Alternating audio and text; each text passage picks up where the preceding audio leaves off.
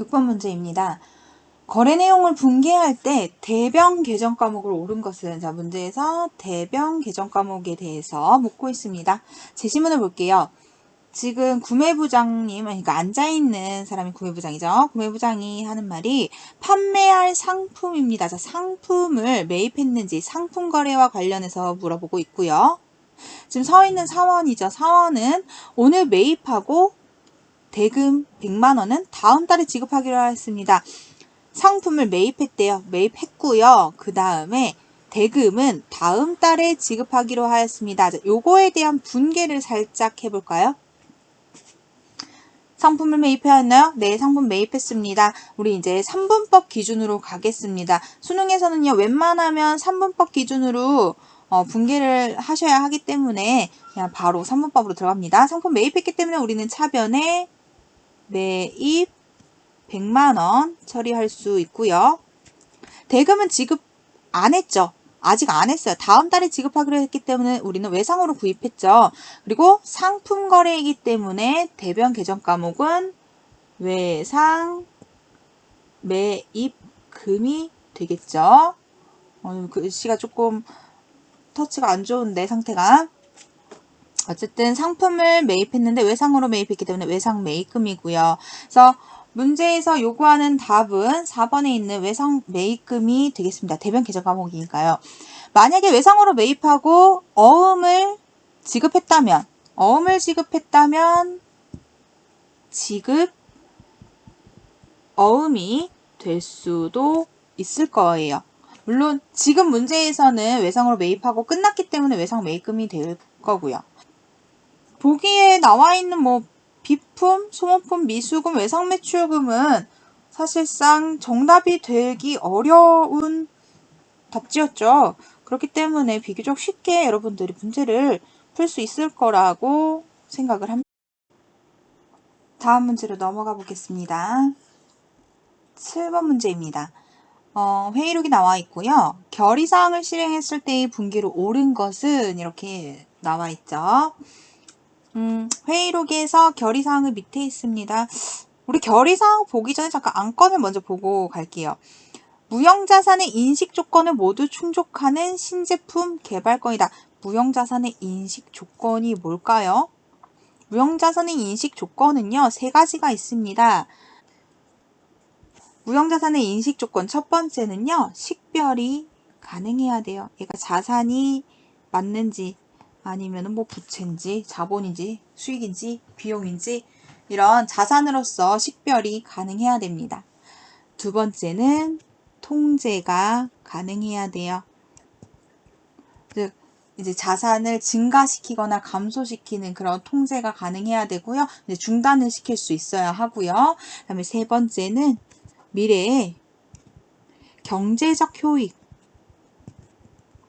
효익을 가져다 주어야 합니다.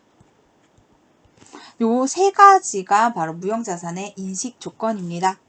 요 세 가지를 모두 다 충족하면 우리는 무형자산으로 분류를 할 수가 있어요. 그럼 사실 안건만 봐도 이미 어떤 계정 과목으로 처리하는지 나와 있습니다. 요 안건을 봤을 때 우리는 무형자산으로 분류할 수 있는, 자꾸 난리네요. 개발이니까 개발비에 대한 안건 회의입니다. 결의사항을 봤더니요, 신제품을 생산하기 전에 모형을 제작하기로 하고, 신제품 개발 전에, 생산 전에 모형을 한번, 그러니까 샘플이죠. 샘플같이 이렇게 제작을 해보기로 하고, 그 제작 비용을 전액 자기압수표로 지급하기로 했다.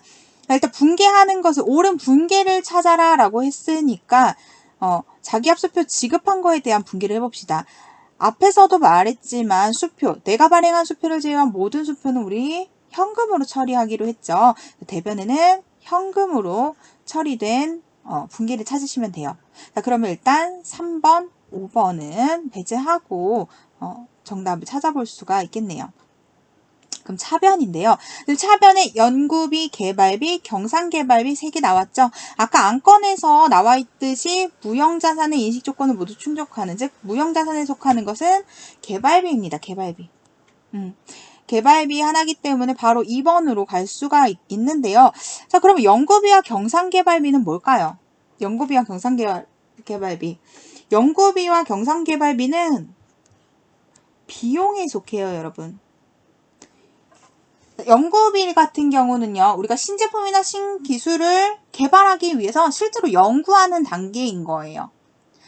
아직 신제품이 출시될 게 아니고요. 그 전에 연구해서 이런 제품을 한번 개발해볼까? 연구해볼까? 이런 단계죠. 그 경상개발비는 개발 단계에 착수는 했지만 아직 식별이 불가능한 거예요. 얘가 자산이 될 수 없고요. 미래 경제적 효익을 가져다 줄지 잘 모르겠는 거예요. 그래서 실제로 신제품을 출시를 할 수 있을까? 좀 직전 단계라고 보시면 됩니다. 얘네들은 전부 다 비용 처리를 하고요. 개발비 하나만 유일하게 무형자산, 자산에 속하는 무형자산으로 분류할 수가 있습니다. 자, 어찌되었든 이 문제에서는요, 안건만 읽었어도 개발비를 바로 끌어낼 수 있는 문제였고요. 차변에 개발비를 잘 찾았다면 대변에는 자기합수표로 지급했기 때문에 당좌예금이 아닌 현금이라는 거는 여러분들이 다 알 수 있었을 거라 믿습니다. 어쨌든 이 문제는요, 이번에 차변의 개발비, 대변의 현금이 바로 정답인 문제였죠. 다음으로 넘어가 보겠습니다.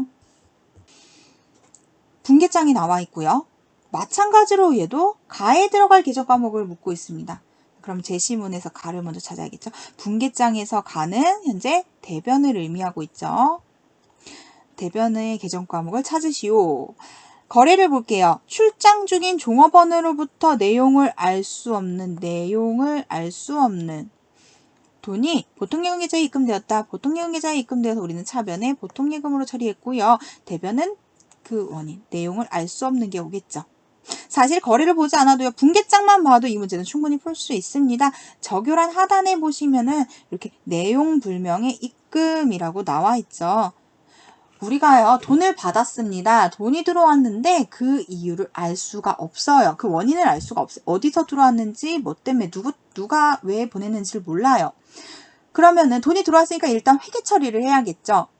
하지만 돈이 들어온 거는 맞는데 그 원인을 모를 경우에 임시로 처리하는 계정 과목이 있죠. 그쵸? 가수금입니다. 여기서의 정답은 가수금이고요. 출장하면은 여러분들이 가수금 또는 가지급금을 생각을 하시면 돼요. 출장 간 사원이 이렇게 돈을 보내왔는데 내용을 알 수 없다. 그러면은 돈을 일단 받았으니까 수금. 그리고 내용을 알 수 없기 때문에 일단 가수금으로 넣어놓고요. 반대로 사원을 출장 보낼 때 여비로 돈을 주는데 출장비를 지급하는데 그 돈을 어디에다 쓸지 모르기 때문에 돈을 지급한 거에 대한 분개를 하지만 그 내용을 모를 경우에는 가지급금 이런 식으로.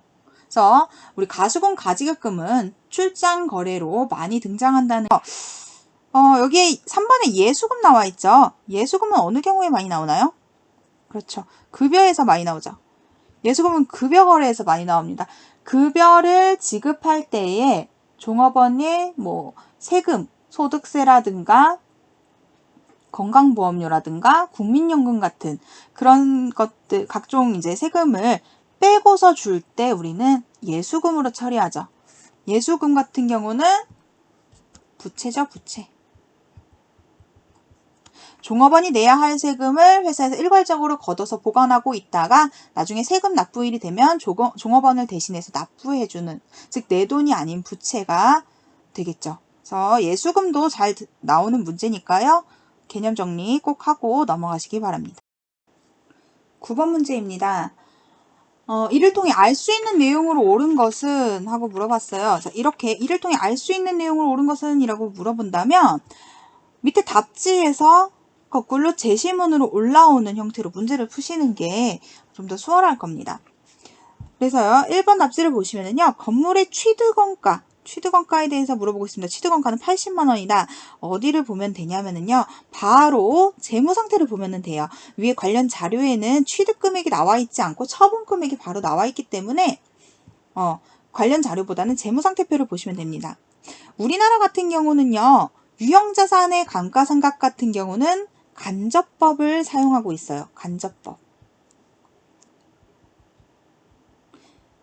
감가상각할 때에는 간접법이 있고 직접법이 있죠. 근데 유형자산 같은 경우는 이렇게 간접법을 사용하고 무형자산은 직접법을 사용하고 있습니다. 그 차이점이 뭐냐면요. 직접법은 해당 계정 과목에서 직접 차감해요. 그러다 보니까 이렇게 감가상각 누계액이 계정 과목 하단에 나오지 않고 이 금액이 전기에서 단기로 올 때 감가상각비를 차감한 금액으로 바로 나와요. 즉 지금 여기 있는 전기와 단기에 계속 100만 원으로 기록되어 있죠. 이거는 간접법을 사용했다는 거예요. 즉 감가상각 누계액이라는 계정 과목을 활용해서 건물 밑에 감가상각비를 누적시켜서 표시하는 방법, 이게 바로 간접법입니다. 그래서 여러분이 유형자산 감가상각 계산할 때 차변에 감가상각비, 대변에 감가상각 누계액 이렇게 기록을 하죠. 그게 바로 간접법이에요. 반면에 직접법 같은 경우는 분계할 때 차변에 감가상각비, 대변에 건물 이렇게 해서 계정 과목이 직접 나오게 되는 것을 직접법이라고 합니다. 그리고 이 건물에 있는 이 가격 100만 원이 의미하는 게 뭐냐면 바로 취득 원가가 됩니다. 자, 그렇기 때문에 건물의 취득 원가는 80만 원이 아니라요. 100만 원이 됩니다. 다음으로 넘어갈게요. 건물의 잔존가치. 잔존가치는 20만 원이다. 잔존가치는 보통 관련 자료에 나와 있죠. 이렇게 나와 있는데 X로 되어 있네요. 그러면은 잔존가치를 구하려면 뭘 보면 되냐면 감가상각비를 계산해 보시면 됩니다. 자, 이 회사 같은 경우는 감가상각 방법은 정액법으로 했고요. 내용연수는 4년입니다. 우리 감가상각비 계산할 때 정액법은요. 계산식이 내용연수분해 내용연수분의 취득 원가 마이너스 잔존가치가 되겠죠. 자, 그러면 여기다 숫자 대입해보면 내용연수는 4년입니다. 4년. 4년분의 취득원가 아까 100만원 구했죠? 100만원 마이너스 잔존가치를 했더니 감가상각비가 얼마예요? 감가상각비는요. 감가상각 누계액을 보시면 됩니다. 일단 전기에서 단기로 넘어왔을 때 감가상각 누계액이 얼마가 증가했어요? 그렇죠. 20만원 증가했어요. 이 회사는요. 감가상각을 정액법으로 하고 있어요. 건물에 대한 감가상각을. 20만원에서 20만원 증가한 40만원이 단기 감가상각 누계액이니까 얘네는 매년 20만원씩 증가하는구나. 감가상각비가 20만원이구나 라는 걸 알 수가 있죠. 그래서 우리는 여기다가 20만원의 감가상각비를 계산할 수가 있습니다. 그럼 답 구했죠. X는 얼마가 돼요? 우리 이제 수학적으로 가가지고 양변에 4 곱해가지고 10만원이 아니라 100만원이죠. 100만원 마이너스 X는 80만원이 되겠죠. 그래서 X는 얼마가 돼요? 그렇죠. 20만원이 되겠죠. 그래서 건물의 잔존가치는 20만원이다. 정답이 나와버렸네요. 2번 건물의 잔존가치는 20만원이다. 3번 결산 후 건물의 장부금액은 60만원이다. 자, 이거는 어떻게 할 수가 있습니까? 2018년 결산 후의 장부금액. 여러분 장부금액이라고 하는 거는요. 이렇게 부가 있으면 즉 빼야 하는 항목이 있으면 차감적 계정이 있으면 그것을 차감적 계정까지 계산한 금액이 총 장부 금액이 되는 거예요. 다시 말하면 지금 이 재무상태표는 8기와 9기의 자료예요. 8기는 전기가 되겠죠? 2018년. 그 다음에 9기는 단기가 되겠죠. 즉 2018년의 장부 금액은 요거를 계산한 금액인 얼마예요? 80만원이 되겠죠.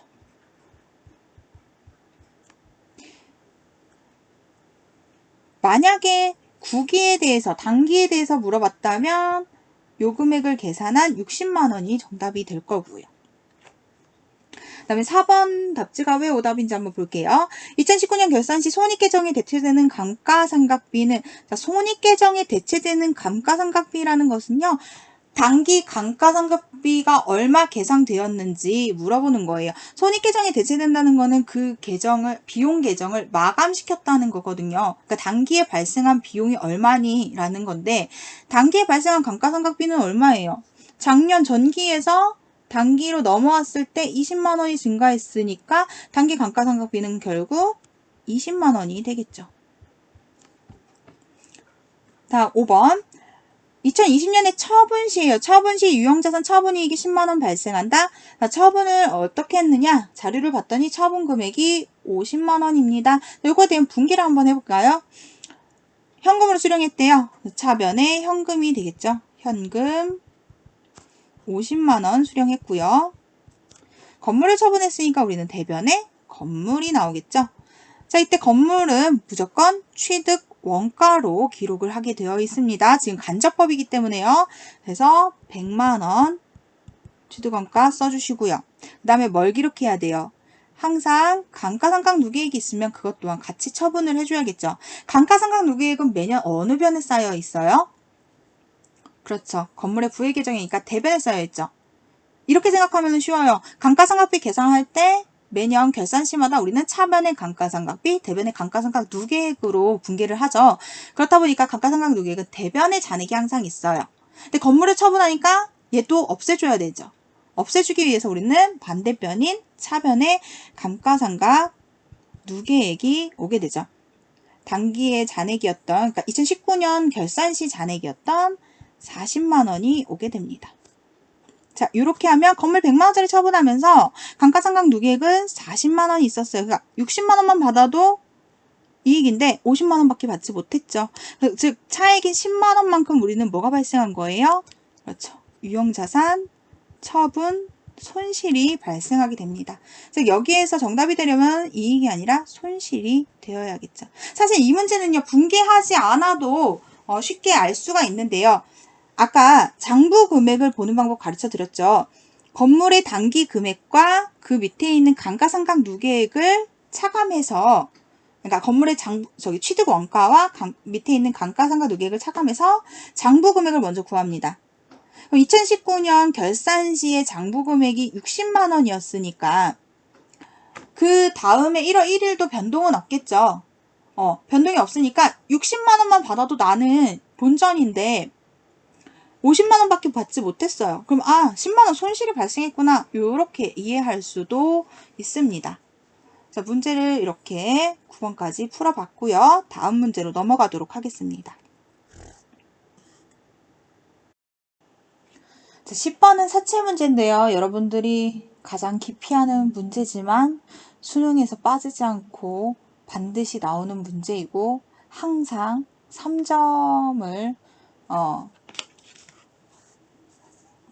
차지하고 있는 중요한 문제이기도 하죠. 여러분들이 너무 어렵게 생각을 하는 것 같아요. 그래서 선생님이 매번 이제 강조하는 거는 표 그리는 방법만 터득한다면 사채도 그렇게 어렵지 않다. 다행히 지난 육모에서는 액면 발행에서 여러분들이 굉장히 수월하게 문제를 풀었었는데 이번에는 역시나 액면 발행이 나오지 않고 할인 발행으로 나왔습니다. 어떻게 할 수가 있었어요? 제시문에 있는 할인 발행 차금 미상각 잔액이라고 나와 있으니까 할인 발행 했나 보다 이렇게 알 수가 있겠죠. 사채 관련한 표를 그리는 방법, 여러분 아마 수능 특강 완성 이런 곳에서 많이 봤을 거예요.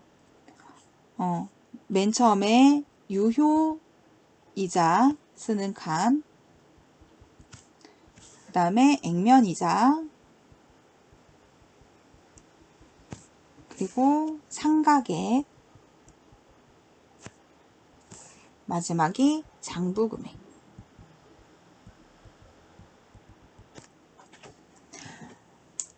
유효이자 같은 경우는 우리가 이제 사채 이자 지급 시 분기할 때 이자 지급하면은 차변에 이자 비용 이렇게 나오죠. 그리고 대변에는 우리가 실제 지급하는 이자에서 보통 현금으로 지급하니까 현금. 할인 발행이었으면은 대변에 사채 할인 발행 차금 이런 분기가 나오는데 여기서 말하는 이 이자 비용은 유효이자를 뜻해요. 그죠? 유효이자. 그 다음에 현금이 의미하는 거는 액면이자, 실제 지급액이죠. 실제 지급액. 그 다음에 사채 할인 발행 차금이라고 나오는 거는 그 사채 할인 발행 차금, 할인 발행했을 때의 그 남아있는 사채 할인 발행 차금을 조금씩 상각해주는 상각액이 되겠죠. 저 표랑 연관이 지어지나요, 지금? 그러면 유효이자를 계산하는 방법. 어떻게 계산하죠? 그쵸? 유효이자율 곱하기 이자율이죠. 유효이자율 곱하기 사채의 장부금액. 장부금액. 액면이자 같은 경우는 사채의 액면이자율 곱하기 사채의 액면금액. 이렇게 구하고. 상각액 같은 경우 사채 할인 발행 차금의 상각액 같은 경우는 지금 요 분계에서도 알 수 있듯이 이자 비용이 현금 플러스 사채 할인 발행 차금이라는 걸 알 수가 있겠죠. 반대로 유효이자에서 액면이자를 뺀 게 곧 사채 할인 발행 차금 상각액이 됩니다.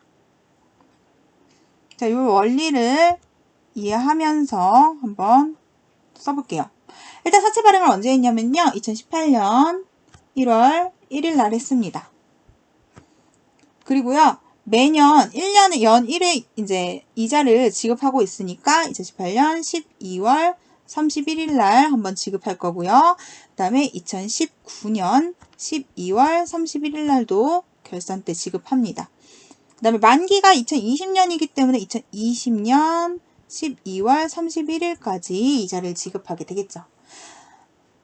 사채 같은 경우는요. 할인 발행을 하든 할증 발행을 하든 결국 만기일의 장부 금액은 항상 액면 금액이 되어야 합니다. 자, 그러면 이제 칸을 한번 채워볼게요.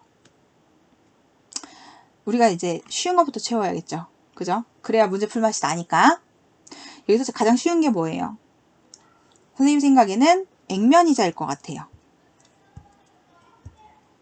액면이자는 액면이자율 곱하기 액면금액이다 보니까 사채의 액면금액, 종이에 써져 있는 금액은 절대 변하지 않아요.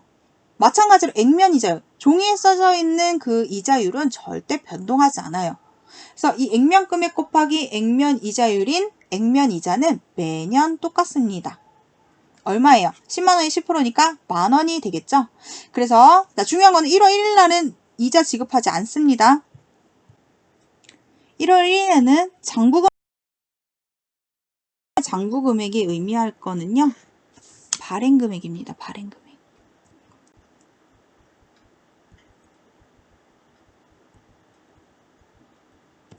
이거 염두에 두고 액면이자부터 채워볼게요. 액면 금액 10만원에 액면이자율 10%였으니까 액면이자는 매년 만원씩 지급하게 됩니다.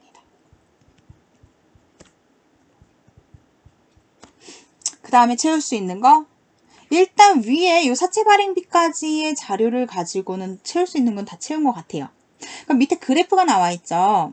그래프를 봤더니 사채 할인 발행 차금 미상각 잔액이에요.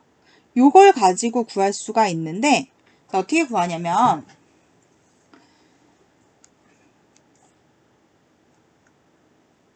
맨 위에 있는 거는 2018년 1월 1일에 사채 할인 발행 차금 미상각 잔액, 다시 말해서 사채 할인 발행 차금의 잔액인 거예요. 그러면 그 다음에 그 해 결산 후에는 3,381원으로 사채 할인 발행 자금이 줄어들었어요. 그 차액이 얼마예요? 차액이 1,423원이죠. 그만큼 상각해 준 거예요. 할인 발행 차금을. 즉 2018년 12월 31일에는 1,423원만큼 사채 할인 발행 차금을 상각해 준 거예요. 자, 이렇게 상각에 구했으면 유효이자도 구할 수 있겠죠. 2018년 결산 시의 유효이자는 반대로 이 둘을 더해서 구할 수가 있으니까 11,423원이 되겠죠. 구하기 쉬운 것부터 구하는 거예요. 장부 금액은 좀 이따 구해도 돼요. 다음에 또 상각에 먼저 구해봅시다. 2018년 12월 31일에 상각 잔액보다 미상각 잔액보다 그 다음 해 결산 시 미상각 잔액이 또 줄어들었어요. 상각했나봐요. 얼만큼 했어요? 그렇죠? 1,594원 상각했죠. 마찬가지로 19년 결산 시에 이자 지급 시의 상각액은 1,594원입니다. 그래서 그 해의 유효이자는 11,594원이 되겠죠. 그럼 마지막 해에는요? 마지막 해에는 우리 이제 상환하려면은 최종 장부 금액이 액면 금액인 100만 원이 아니네요. 10만 원이죠.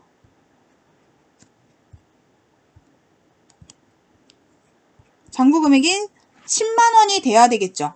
장부 금액이 액면 금액인 10만 원이 돼야 되니까 이 남아있는 상각액을 모조리 상각해 줍니다. 사채 할인발행 자금을 모조리 상각하기 위해서 2020년의 결산일의 상각액은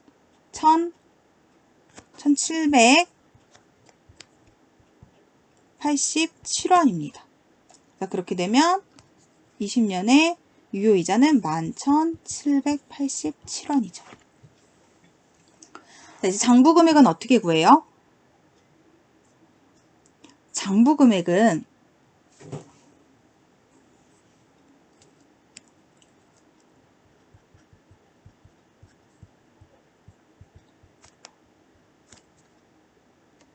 액면 금액에 마이너스 사채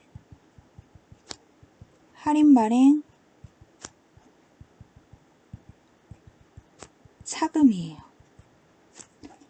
아까 그 9번에서 유형자산의 장부금액, 건물이었죠. 건물의 장부금액은 건물의 취득 원가 마이너스 감가상각 누계액이듯이 사채의 장부금액은 사채의 액면금액 있죠. 액면금액 마이너스 할인 발행 차금이 그 장부금액이 되는 거예요.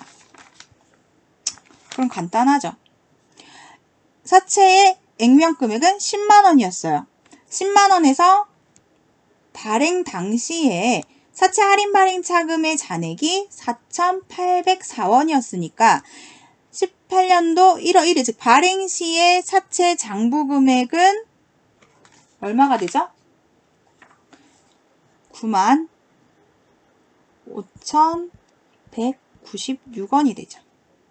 결산 시에는 결산 시에 사채 할인 발행 차금 잔액이 3,381원이 남아 있으니까 장부 금액은 장부 금액은 96,519원이 됩니다. 근데 매번 이렇게 10만원에서 잔액을 빼도 뭐 이렇게 구할 수 있겠지만 이 표 안에서 구하려면요. 마지막 직전 장부 금액에서 이번 상각액을 빼서도 구할 수가 있어요. 18년 결산 시의 장부 금액이 96,519원이죠. 그럼 이번 연도에 사채 할인 발행 차금 상각액이 1,594원이니까 빼는 게 아니라 더해줘야겠죠. 상각액을 더해서 구해주면 98,000이죠. 98,213원이 됩니다.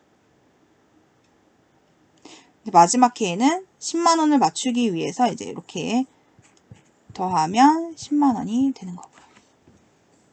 이렇게 표를 구해서 문제를 풀면 굉장히 쉽게 풀 수가 있습니다. 먼저 사채의 발행금액 문제 답지 볼게요. 사채의 발행금액은 90,028원이다. 90,028원이 될 수가 없어요. 왜냐면은 이때의 사채 할인 발행 차금 잔액이 4,804원이기 때문에 액면금액 10만원에서 발행 당시에 할인 발행 차금을 빼면 우리가 아까 구했던 95,196원이 되겠죠. 정답이 될 수 없고요. 2번 2018년 결산 시 손익계정에 대체되는 사채에 대한 이자 비용은 유효이자를 뜻한다고 했죠. 2018년 결산 시의 유효이자는 11,423원. 네, 정답 나왔네요. 2번이 정답이 될 거고요. 3번 결산 후 사채의 장부 금액은 2018년 결산이네요. 결산 후 장부 금액은 얼마예요? 96,519원이 되겠죠. 96,519원이 될 거고요. 그 다음에 2019년 결산 시 실제 현금으로 지급한 거는 액면이자를 뜻하죠. 액면이자는 12,000원이 아니라 만원이 됩니다. 자, 마지막으로 2020년 상환시 2020년에 사채를 상환했는데 요거는 요 밑에 있는 점을 보셔야 돼요. 만기 상환이 아니고 2020년 만기 결산 전에 사채를 매입 상환했습니다. 조기 상환한 거죠. 그러면은 뭘 보면 되냐면 1월 1일 직전의 장부 금액을 보시면 돼요. 2020년 1월 1일 직전의 장부 금액은 98,213원이에요. 다시 말하면 나는 98,213원이라는 부채가 있는 거야. 빚이 있어요. 이걸 없애줘야 하는데 이거 없애면서 나는 98,000원이라는 현금만 나갔어요. 여러분 친구한테 98,213원의 빚이 있어서 그걸 갚아야 되는데 98,000원만 주고 이 빚을 다 삭감해 줬어요. 그럼 여러분 입장에서 이익이에요? 손실이에요? 당연히 이익이죠. 사채 상환 손실이 아니라 이익 213원이 발생하게 되는 겁니다. 너무 여러분들이 어려워해서 이렇게 표를 그리는 방법을 알려줬는데 사실 표를 그리지 않고 이 그래프만 이용해서도 충분히 풀 수 있는 문제였습니다. 사채를 여러분 여러 번 같은 문제라도 이렇게 풀어보고 저렇게 풀어보고 해서 완전히 여러분 걸로 만들어야지만이 사채 문제를 잘 잡고 잘 맞출 수가 있어요. 그래서 사채 문제 나온다고 해서 무조건 포기하려고 하지 말고 맨 마지막에 풀어도 좋으니까 제일 늦게 풀어도 좋으니까 최대한 끝까지 노력해서 풀려고 한번 했으면 좋겠습니다.